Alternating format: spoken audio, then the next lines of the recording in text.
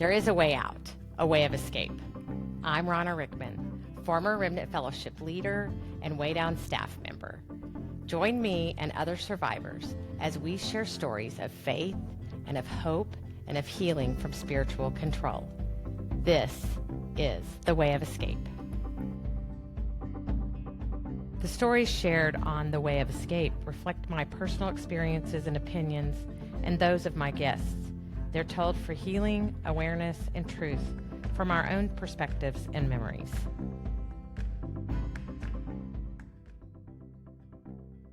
Hello, I'm Rhonna Rickman, and welcome back to The Way of Escape.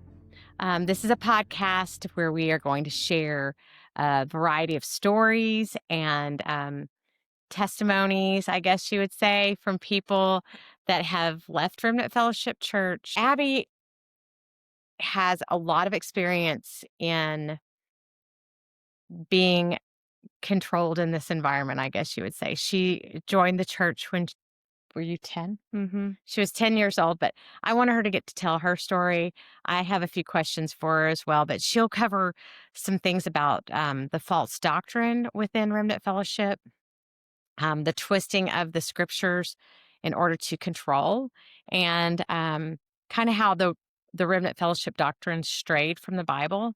Abbi went to a Bible school for college, and she has just dug into the scriptures to want to be clear as well. And so anyway, go ahead and tell us a little bit about your story, Abbi. Yes, thank you so much, Mhm. Mom. I'm really excited and happy to have this opportunity to get to share. It's kind of interesting to sit down like this because one of Gwen's kind of key things and one of her claims to fame were testimonies. Mhm. And that was a big thing at Remnant, was you would go to a church service and there would always be testimonies.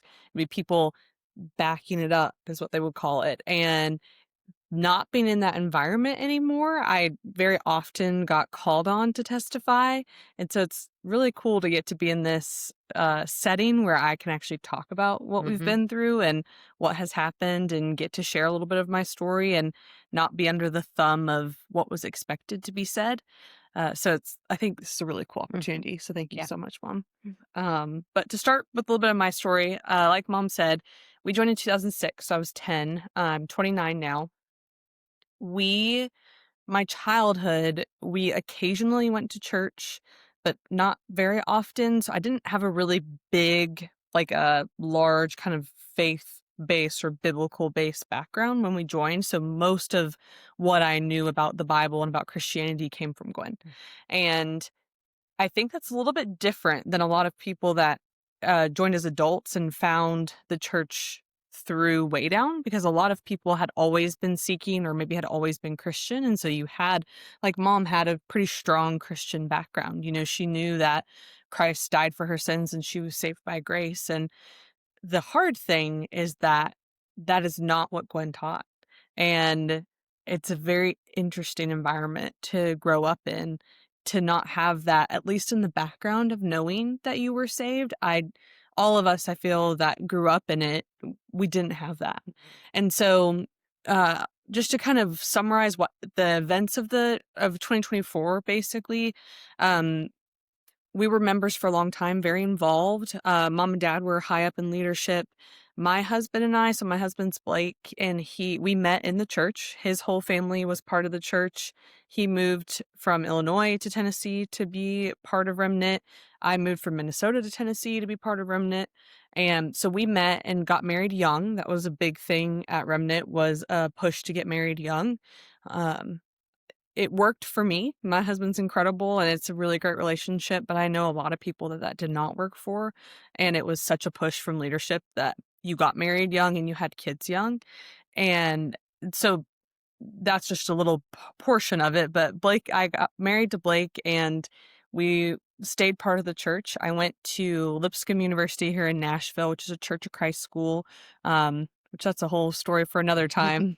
No one wanted me to go there because they did not support Gwen at Lipscomb, and now we know. I think they didn't want you to go there because you would hear the truth. Also true. Yeah. Very, very true. And at Lipscomb, that was the first time in my life that I really delved into the New Testament. And so but I went in with such blinders on and had been so coached by leadership at Remnant that what they were teaching was false grace doctrine, which we'll talk about later, and that every Christian is, she would call them, what did she call like false churches? Counterfeit. Counterfeit. Yeah. Counterfeit. So everything that I heard was counterfeit religion. Mhm. And so I went in very guarded and I didn't go there seeking. So I'm thankful for what I did hear there because I did learn a lot and I absorbed a lot, which I think helped me 10 years down the road. But I didn't going there wasn't the thing that changed me. Mhm. So I graduated, I became a nurse. We lived in the Brentwood Franklin area. Blake and I consistently got more involved with the church. We served a lot, especially Blake. He put a lot of man hours in. We tithed a lot. Mom, I don't even know how much money they tithed, but Blake and I tithed basically a mortgage payment every month. And that was the expectation, was that you tithe 10%.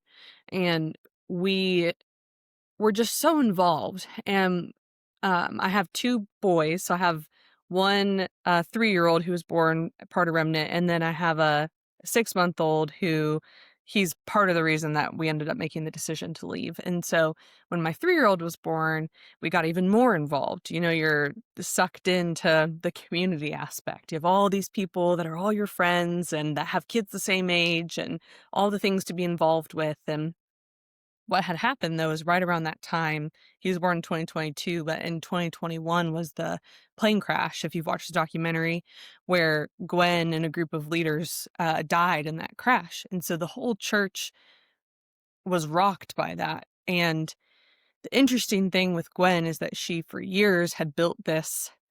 The more adversity that there was against Remnant, the stronger we were.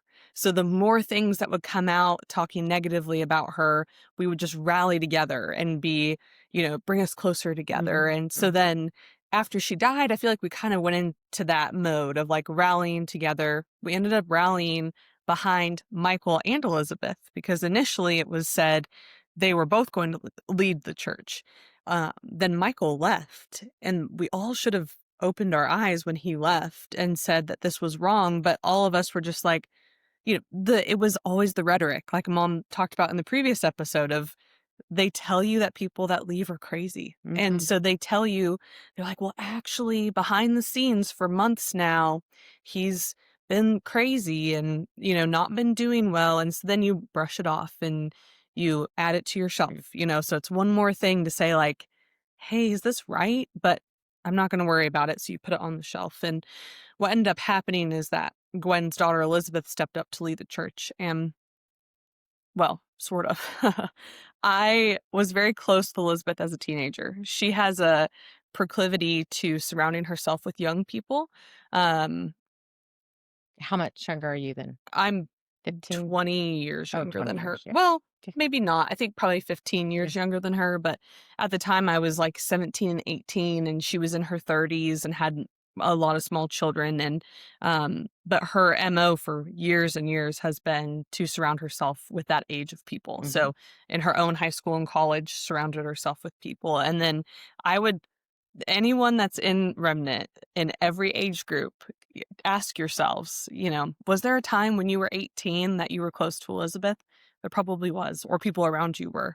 And that was during a time where I actually wanted to leave Remnant. And so I got plugged in with Elizabeth and spent like a summer with her. And so from that time, is similar to how Mom always felt about Gwen. I credited Elizabeth a lot. She put a lot of time into me. So I Mhm. credited her She sure did. with helping me stay and helping me be part of something. And so whenever she decided to take on the mantle to lead, I was all about it.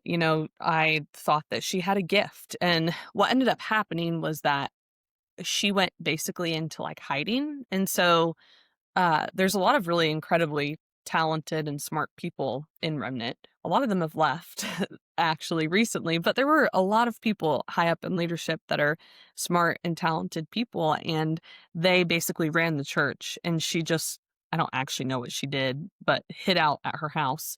And what ended up happening was that in uh, like spring, it was like March 2024.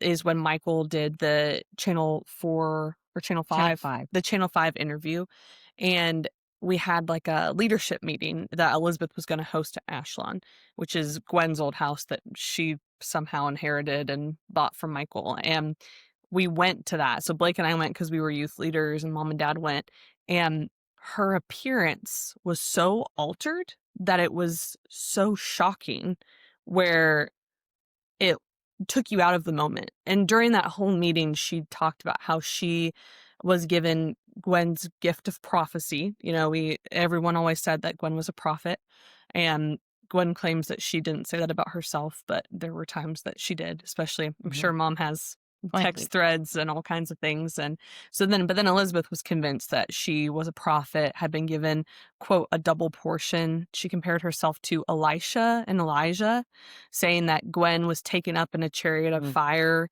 and she was given the gift of Elisha, like Elijah was when Elijah died. And all of that began to kind of like, make the hairs on your arms stand up and kind of make you feel like, okay, this is weird. Because I think what it was is that Gwen was actually really smart and she was more subtle and she was very manipulative. And Elizabeth just is not as smart as her. And so she just couldn't do it as well Mhm. and couldn't sell it as well.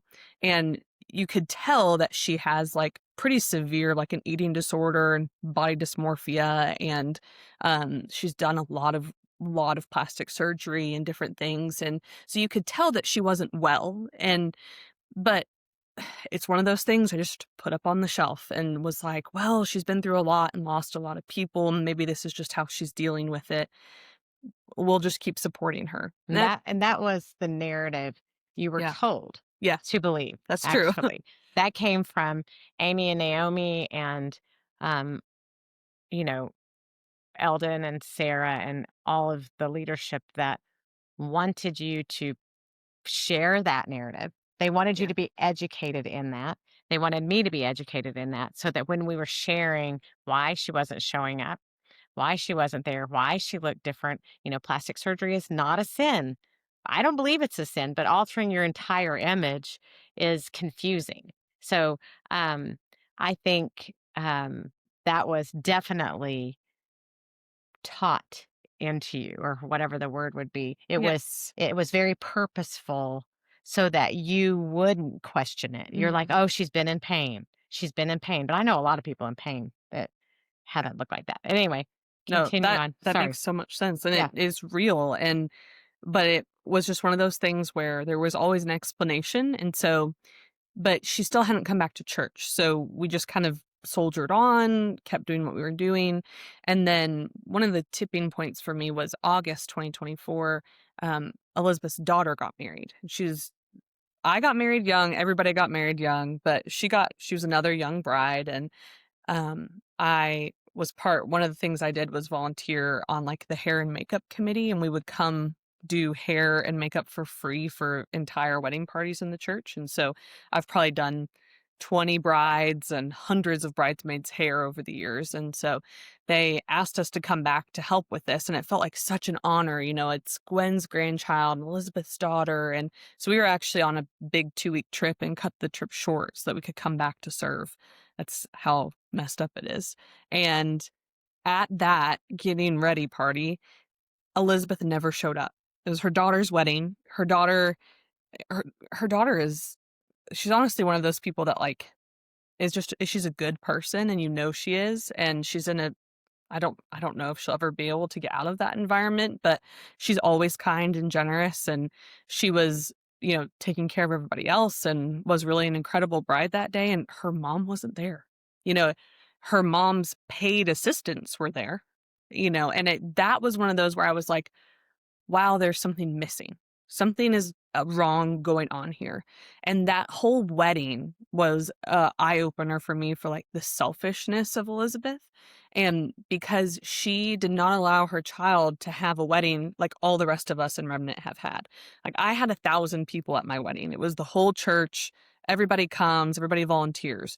No, for her daughter, because I think she didn't wanna be seen and didn't wanna be in a large environment, so it was very selfish on Elizabeth. So for her daughter's wedding, she made her get married at her house in the backyard and had almost nobody there. In the They entryway. Oh, in the entryway, no one could come to the Mhm, ceremony mhm. portion. So they did invite some original members, so all the people that have been loyal through all the ups and downs, and then most of leadership was invited. And we all got to come, and we couldn't watch the ceremony. We came after for the reception, only for the sit down portion, and then they kicked us all out and had a dance party after, which, like, I know multiple people who have reported that that was probably not the most, righteous experience, but that was one of those things where I went home and I looked at Blake and I was like, "Huh, this is this is getting weird. This is not good anymore." And the hard thing is that we've been part of it for so long and we know what happens when people leave. Mhm. And so Blake and I, for months, so starting probably August was when we started to really talk about it. We were so tortured because we knew that if we left, we would lose everything. We would lose every friend. Um, we didn't know where our families stood, so we thought that if we left, we would lose our families. Wait, and I'm sorry to No, interrupt you, yeah. but, it seems so teary to think about, Yeah. but at the time, one of the key components that Gwen taught so powerfully that she passed down to her people were to not talk to Mm, your spouse mhm, and to not talk to your children. If there was ever a question, Amy was like, Amy Stites, just quit bothering Odie with that. He doesn't need to know those details. You just need to come straight to me. And that at the time, I thought it was even weird. I mean, I remember telling Odie, I talked to Amy about this and she told me I'm not supposed to talk to you anymore. And he's like, okay. But, and it's, are they trying to not burden my husband or are they trying to um, keep me from sharing truth that would, mm, you know, anyway. So I didn't talk to Abby. I didn't talk to Odie. She didn't talk to Blake mm-mm. until that August time period, right? Yep, Where you kind of felt like you had to share. exactly. Yeah. And that was, but I didn't share that with anyone else. So at the So, time, you had no idea what me and Odie would do, or Eric and Rachel, Alex, Adam, nothing. yes, I had no idea, and Blake's whole family was also part of Oh, the yes. church Yeah. except for his younger sister who her eyes opened a long time ago and she ended up leaving, but I know how we treated her. Oh, And I've learned so much and have since we've apologized, but there are those things that like that lives on forever, hmm. right? Like the way that we treated her and treated her like she was a sinner and that, we even talked about it like, well, we want to make sure that, she's not confusing for the bull for Emmett, and like how wrong. She wasn't doing anything wrong. She just was no longer part of the place that we worshiped, basically. And so we knew what was riding on our decision. And so what Blake has always said. So to give you some background on me and Blake, I am a master's educated nurse practitioner. My husband is really high up in a cybersecurity company. He's a really intelligent guy, and so it's always hard because it's not like we're just all sheep. Gwen attracted a lot of really smart and talented people, and so what Blake would always say is, as long as no one tells me I have to do something, because the remnant's whole thing was that there were lots of rules, but they were all these underlying kind of unspoken rules. So Gwen would sick Ted on Jay on you to enforce her rule. But then if you went to her and you were like, I don't think this is right, she would say, oh, yeah, that is not biblical. You know, I don't know why Ted said that. I'll talk to him later, and so like there were never these like set rules. So they were just so good. They were so good at what they did. So it wasn't like you were part of. I'm sure they continue to be good Yes, too, by the way. exactly. And so I'm sure it's not like LDS where you have like all these written rules of what you can wear and what you can eat and drink and what you can do. Like, no, the only rule was that you needed to be thin, really. And to And check in with the holy crap, which meant exactly. asking. And live close and be involved and So maybe But there's those more weren't rules. no, they weren't really rules, I guess. That's true. They were unspoken. Yeah. Yep. And so Blake always said, if but until someone tells us we have to do something, we're going to stay because we weren't ready to lose everything. And it was also really hard to feel like God could be leading you away from the place that you thought God was at. Mhm. And so it was really hard to go to God and ask God to give you direction on what you should do because it felt so sacrilegious. Because, well, Gwen taught me who God was. So how Mhm. could I have a relationship with God separate from Gwen? Right. Right. And so from there, I ended up getting pregnant with our second child. And that was where I started to reach my tipping point. So Elizabeth started to come around more in that time. So last year in the fall, there were a few instances of weird things. Like I got called one day. I have a text thread and where Elizabeth was wanting to come back to church to visit, and she was really into wearing like athleisure wear. And so she got a group of us that were all like 25 to 35 and wanted us all to wear leggings to church, which Remnant has a very for a period of time, there was a really aggressive, like, modesty push, and then Gwen went through her whole thing, like, 2020 to 2021 before she died, where she married Joe and, like, got very immodest, so, like, that kinda backed off a little bit, but the leggings thing was weird. It was like someone telling you that you had to do something, and, Ashton Jost she's in leadership there, and, her parents were really high up, and they died in the crash with Gwen, and she had organized text threads to, like, organize us to wear leggings to church, essentially to make it Elizabeth wanted it to be normal for when she came back. So that was kinda during that time period, and I was like, "This is weird," but I didn't tell anybody because it was from Elizabeth, and Mhm. so I didn't in my mind, she was connected to God, and so I'm not gonna tell my mom, who's a leader, and I'm not gonna tell Blake because Blake would think that was weird.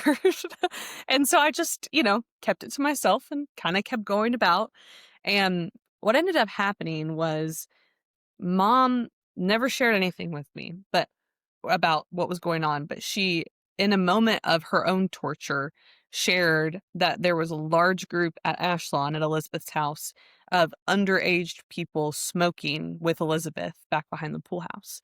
And it was one of those things where I was so shocked because it especially my dad's a lung doctor, so, like, for us, like, tobacco use at all is, like, taboo, but, like, 18-year-olds or 16-year-olds even smoking with the leader of your church who's supposed to lead you to heaven, that's, like And multiple other leaders. exactly, like, Mhm. that was so disturbing to me, and so then I take that back to Blake, and he's like, "Well, we didn't see it for ourselves, like, they're not telling everyone they should do it. They didn't tell you that you have to smoke a cigarillo with Elizabeth in her backyard," and I was like, "Okay," and then mom's like this is when mom started to get a little bit more tormented about the things she was seeing and hearing, so then she started sharing with me a little bit more, but so then at this point, I was starting to get to where, like, I was feeling a little more confident that maybe mom and dad would be on the same page, Mhm. but I didn't know where everybody else was, and so what ended up happening was that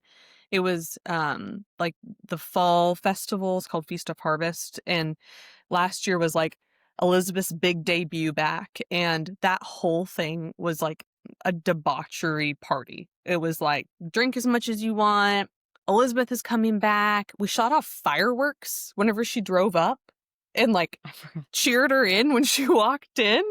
And she went. It was so weird, and she did not talk to anyone except for her core group of people. She went and sat in the back. There were people that had traveled thousands of miles to get to see her, like the Crossins from Australia Mhm. flew across the country to see her, and she, like, didn't give them the time of day, and that and when I saw her at that too, with how much more she had done to her body and how thin she was and what all she had done, I was pregnant at the time, and all I could think was, if I have a daughter, is that really who I'm going to have her look up to? Is that what I want her to look at and to think that this is who I should be? And I knew, no, it's not. And so I went after Feast of Harvest, went home and talked to Blake, and, at that point, I was like, "I can't do this anymore. We can't be part of this, and we might lose everything." we're going to lose all of our friends. If my family doesn't agree, we're going to lose all of our support, my whole family, your whole family. Like, is it worth it? And that was when we got to the point where it was worth it. And so that was when we got to the point where we wrote our letters. So what we did was we came to my parents. I was like sweating bullets, Mm. panicking. And then mom and dad are both like, once we told them how we felt, they're crying. They agree. They ended up calling all my other three siblings and their respective spouses, and they all agreed. And so that was when we made the plan and decided to write our letters. And mom talked about this before, but the reason that we did it the way that we did it is because Gwen had a master plan of, if you brought in something against her, she would manipulate and smear your name to the point that no one would trust you.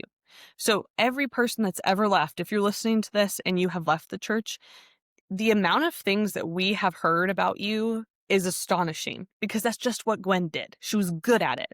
She could make it where you were best friends with someone.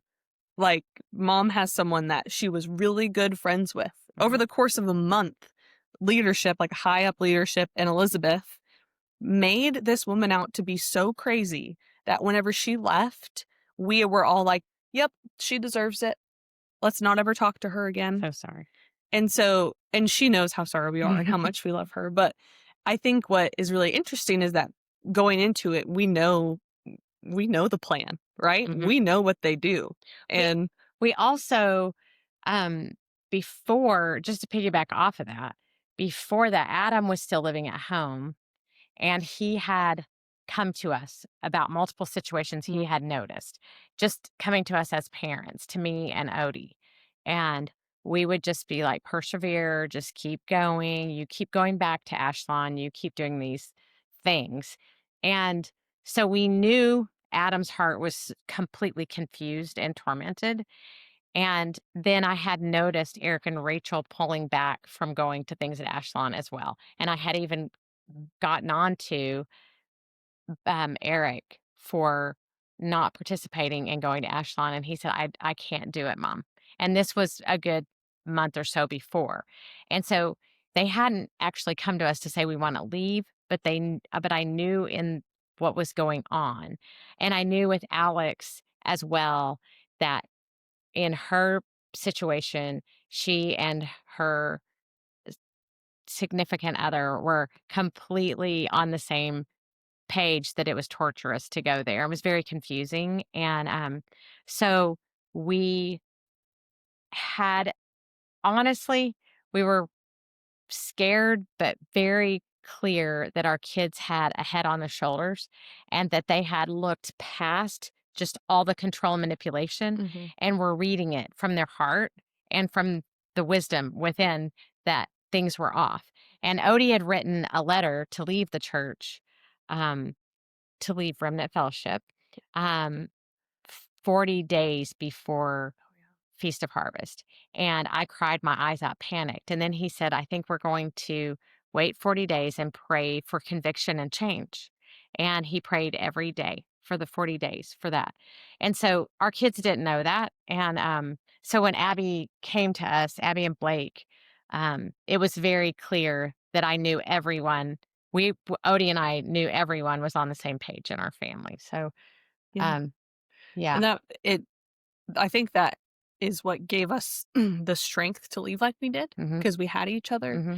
And so that is why we wrote the letters the way that we did, because we were all so involved. So some of my very closest friends were married into leadership or very, very close to high up leaders. And so I knew if I gave anyone a heads up of what we were going to do, that I would immediately have gotten turned in. So that was Hmm. very common in Remnant, was if you were caught or accused of being in sin or doing something against the church, someone would turn you in, and then you would get called in to have a meeting with leadership. Because you were divisive. The Exactly. word they wanted to use was divisive. If Yeah. you had any negative, I mean, the negative could be, I'm concerned for the health Yeah. of this person. and they would say, "Okay, you're divisive. Are you sure you want to stay a member here? Because we do Mhm. not do division in this church." And it was just an opinion, and it was just a concern, actually. But It's crazy. um, at that time, it became clear to our entire family that what we had to do was to leave without anyone knowing we were going to leave Yep. because everyone had respect for us at that point. Mhm. I think Elizabeth shared at a couple of meetings they had at Ashlon right after we left the Ashlon meetings and at the youth night that she Her apology tour. raked the kids across the coals. I think she told people that Odie and I had been in a lot of counsel. She'd been Mm. helping us with stuff. So I don't know exactly what that is, but I have plenty of things that I had talked to her about helping her. And so anyway, she had helped my kids along the way and had, gotten Adam to date certain girls and had helped with those situations as well. So um there was involvement and my heart loved her Yeah. and loved uh, We also those always loved those Michael. yes. And I love Michael and Mhm. I worked with him and I loved Amy Stites and I would have done anything for her. And my heart is, my love for them is still there. And I have forgiven the things.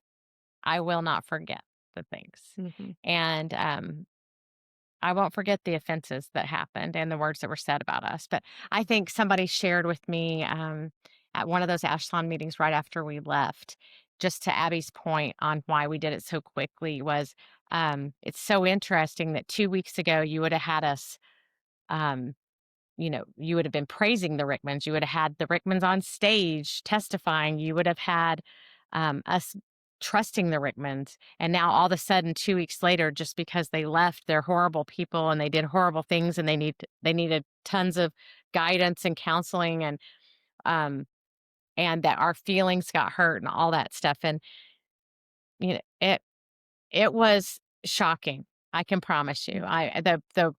The words that were texted to us after we left, Mhm. they had no idea Mhm. what was happening. So, anyway, that's Yeah, why we did it like we did it. we did. Yep. I just thought of one other thing I wanted to share about what broke the camel's back Uh-huh. too.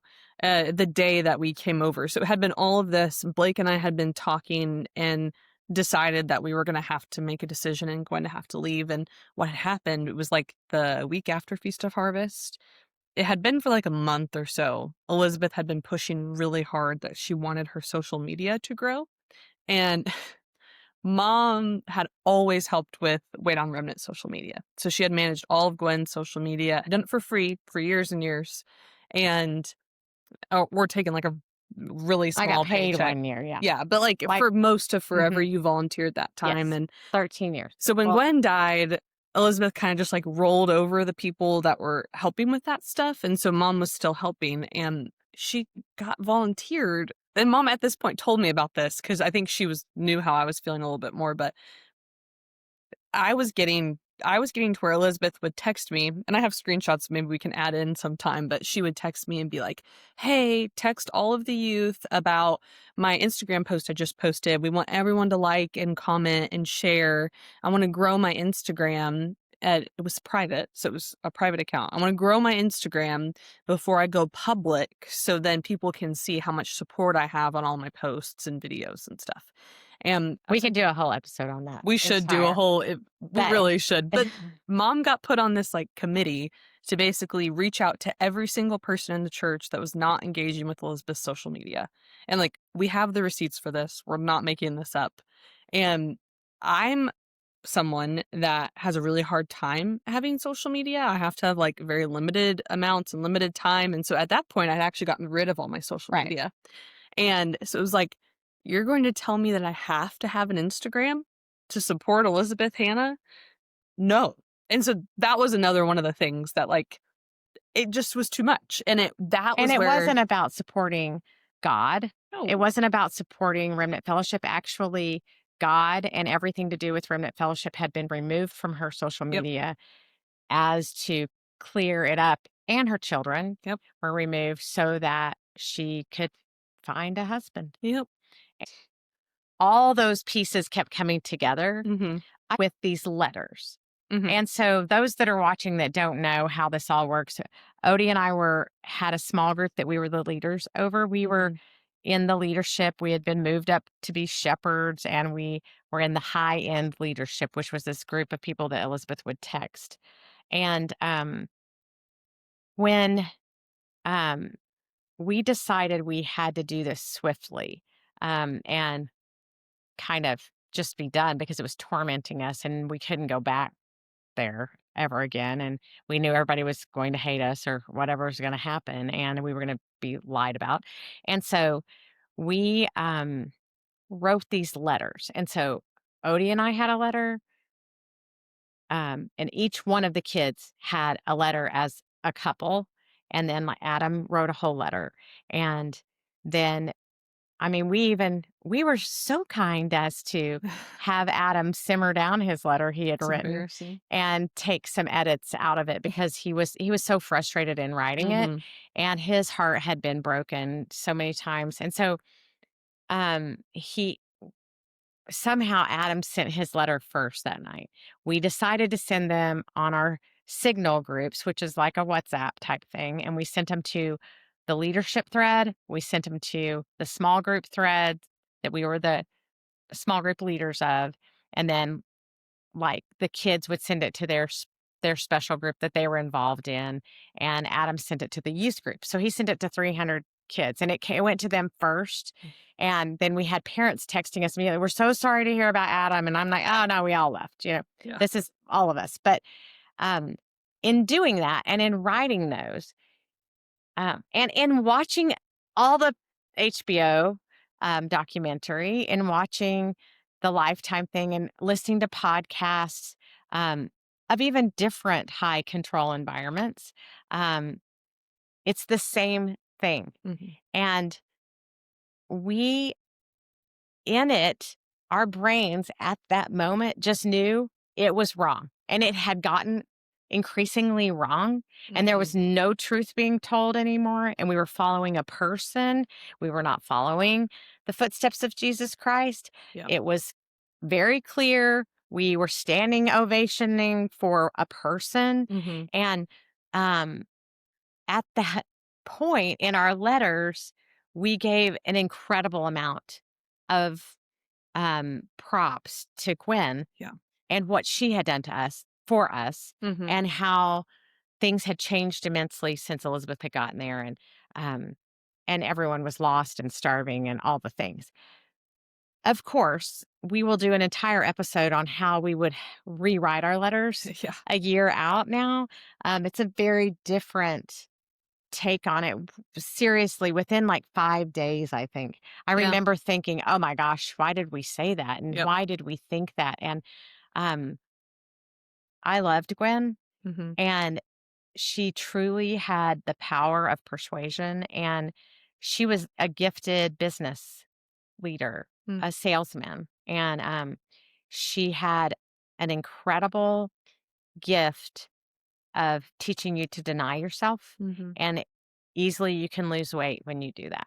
Yep. And it was beautiful. I looked it up, and I wanted to find a weight loss that was Christian based, and Yep. that's how I initially found it. But I remember listening to a HBO documentary with some of the other leaders. We were texting each other, Aaron Moore, Amy Stites, Naomi, um, and maybe Tish, Don, I don't know who, Elizabeth. We were probably all texting each other.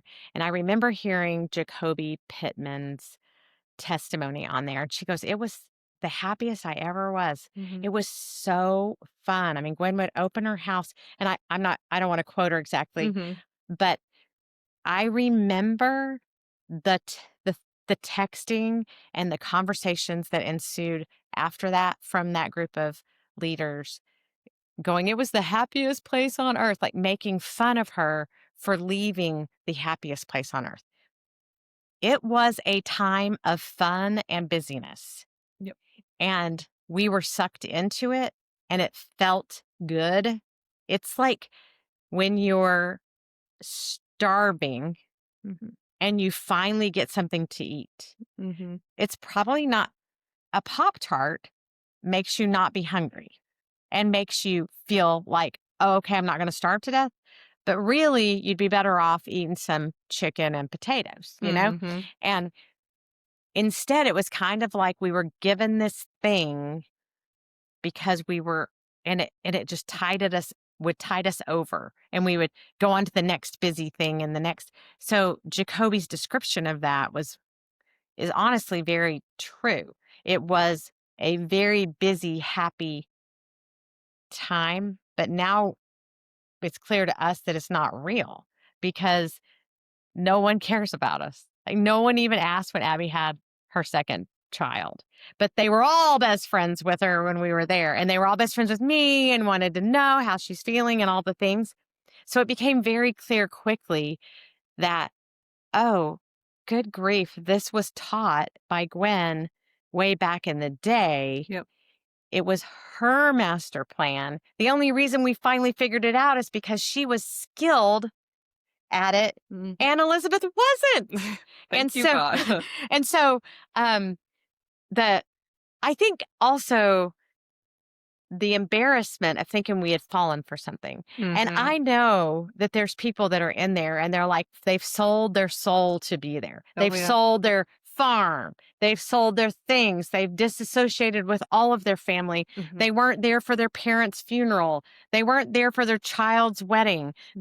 Because they were told not to be in weddings and funerals at that point. Mhm. And we did that to very Yeah. good friends of ours. And it was horrible. But in the end, we it became clear that all of this had come from this master plan of Gwen's that would had just continued down the pipe. Yep. And um I don't even know where to Yep. throw everything in that we know because we could do that. We could talk for hours. One of the things is that a lot of people thought I must be just sitting with Michael Shamblin sharing all the Oh, things with him, yeah. but everyone else was sharing my stuff with him. So Yep. when we sent our letters out, Michael got a hold of them by Yep. somebody. I did We not. never even talked to No, him. I didn't text him. I didn't message him. I didn't even know his phone number. I didn't know what to do. I think God made that happen. Mhm. And then there were text threads that were horrifying, and somebody Oh, asked to get a you should send copy. the original ones on your podcast. Well, we will share things that we have, but I think the summary of this is that we had to do what we had to do, Yep. and it has proven to be the best decision of our lives. Yep. And we have moved on, and Mhm. we are we Truly, this isn't just a, like, I know there's gonna be some people. I can tell you right now what Erin Moore is gonna say when she watches this is, "Oh, well, they're just fixated on Remnant, and they're obsessed with you, Elizabeth, and they just can't let it go, and they're just gonna keep doing this forever because 'cause they're just obsessed with us." I can guarantee that's what they're all they're saying. jealous. They're Oh, it's so so jealous, jealous. so jealous. And, I think it's just, and I know that's what they're saying, and that's okay. They can believe what they wanna believe, but I do want to tell everyone that this is not coming from a place of us being angry. I'm really not angry anymore. Hmm. I had my very best friends all text me and tell me that they no longer wanted to speak to me. They did not wanna be involved. They did not wanna know when my child was born. They didn't want me to be part of their lives anymore, and I was very hurt and very, very sad at the time. There's 2 people that still go to that place that still talk to me, and so I was hurt, and I think that's the beauty of us doing this a year later, Hmm. is I no longer come from a place of hurt. Hmm. I have found healing. Where I have found healing is in my family. I have freedom for the first time to lay my head down at night and not think that I'm gonna go to hell because I'm 10 pounds overweight from when I had my baby 6 months ago. I have freedom for the first time to know who Jesus Christ is and to know that God had a purpose in sending his son to die for our sins. That was not something Gwen ever taught. And that's something we can get into someday. And I have the freedom of people that love me and are my friends genuinely. I've been surrounded by a community, like, at my work, of people that like me for who I am and are my friends for who I am, not because we belong to the same place. Um, and I have a family that's incredibly supportive. And so I don't come at this from a place of anger. I don't think any of us do. Mhm. I don't think, any of us that talk about it. I do think the reason we have felt called that we need to do this is because we want other people to know. So we want people to know what we knew behind the scenes because we were so high up. So there are things that mom has whole text threads of that I think people that are still part of that place would be disturbed to know Mhm. happened. But I also feel like that first week that we left, realizing that what Gwen taught was wrong and how we thought that we supported her, our letters like said that we were going to keep doing way down classes and listen to her talks. And within that first week, Mhm. not being in that like controlling environment where you can like take a deep breath and be like, wait a second, like this isn't what the Bible says. And she was good. But having the freedom of that, I feel like we have to say something because people have to know.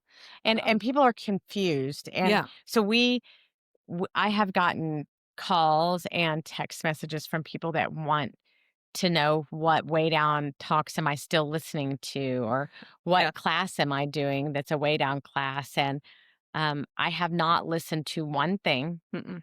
And I know that's offensive to some people because people loved Gwen and I Yeah. loved her. I Yeah. did. And I didn't know what the motive was. And Hmm. maybe she didn't know what the motive was in the beginning Yeah. of it either. And maybe she was just trying to help. The Gwen has always said, look at the fruit. Mm. And then I've heard Elizabeth say, look at the fruit of her children and look at the fruit of Elizabeth's children. That's what she would say.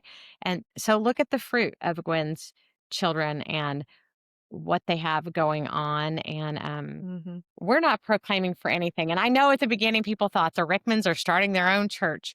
No, no. We visited a million churches. We're moving out to the country. We don't want anybody to bother us. We But have freedom, and seriously, there are some shocking things that sometimes I'll text another friend that has left and be like, "Whoa, did you see this on social media?" And it's shocking because it's so clear to us now. It's so clear when you're gone that that is a little bit crazy yeah. and or a lot crazy, and um but in the when you're in there, w- we feel your pain. Oh yeah. We understand the confusion Yep. and the manipulation and the wanting to be included, and you're married Hmm. to other families that are going to stay forever, you think.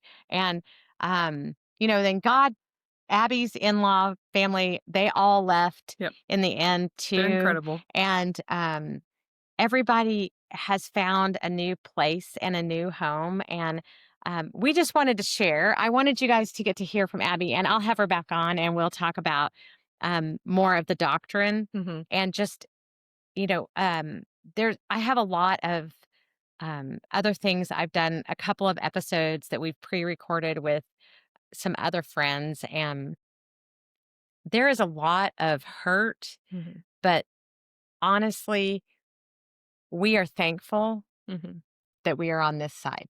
Amen. And we're here for any of you if you Hmm. have questions or anything like that, or something that you want to hear us talk about, or something that you want us to share. I had lunch with somebody the other day, and they said it was so sad when people would leave and be so quiet because Hmm. then you didn't know what happened, and maybe it would be more eye opening. Oh yeah. And And also that if you leave, you will not be cursed. That no, was Gwen's whole thing, is yes, if you leave, you will be cursed. Bad things will happen to you and your family.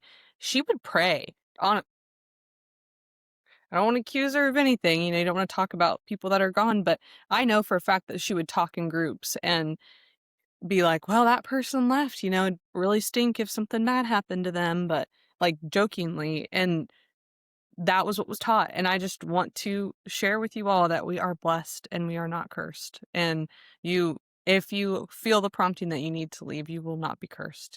God is with there are millions and billions of people in the world that God is still with outside of that place.